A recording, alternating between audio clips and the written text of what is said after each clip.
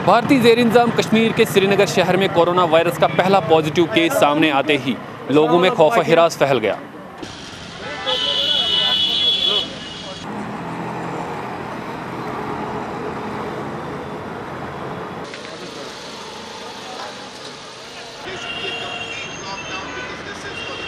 मुझे लगता है ये कुछ ज़्यादा ही होगा, एक्सेस हो गया। गवर्नमेंट ने इस पर ऐसा इनिशिएटिव नहीं लिया जिसकी वजह से मतलब इतना पैनिक नहीं करना था गवर्नमेंट को। ये तो सीधी बात है क्योंकि ये सऊदीया से आ रहा है। आप ये अंदाज़ा लगा सकते हैं कि एयरपोर्ट पर क्या हालत है कि एक बंदा वहाँ से आ रहा है वायरस लेकर, यहाँ पर कोई चेकिंग नहीं हो रहा, एंटर हो रहा है वो श्रीनगर में, और जिसकी वजह से इतना पैनिक हो गया।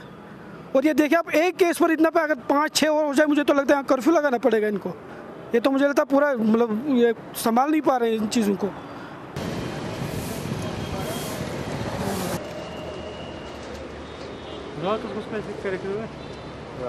बस खासकर जो गवर्नमेंट ने एडवाइजरी दी है लोगों को एहतियात करने के लिए, उसके लिए लोगों को एहतियात करनी चाहिए। यहाँ बाहर से लोग जो आते हैं उनको अच्छी तरह से चेकअप करके छोड़ना चाहिए ताकि लोगों को ये लाहक बीमारी नहीं पहुँचेगी।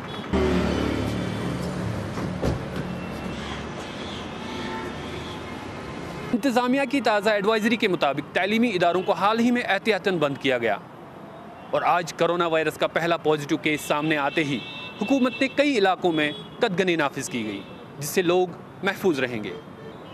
तालीमी निज़ाम की अगर बात करें, 2008, 2010, 2016 और 2019 के नामसाइब हालातों ने तालीमी निज़ाम और यहाँ की इकॉनमी को सबसे ज़्यादा मुतासिर किया।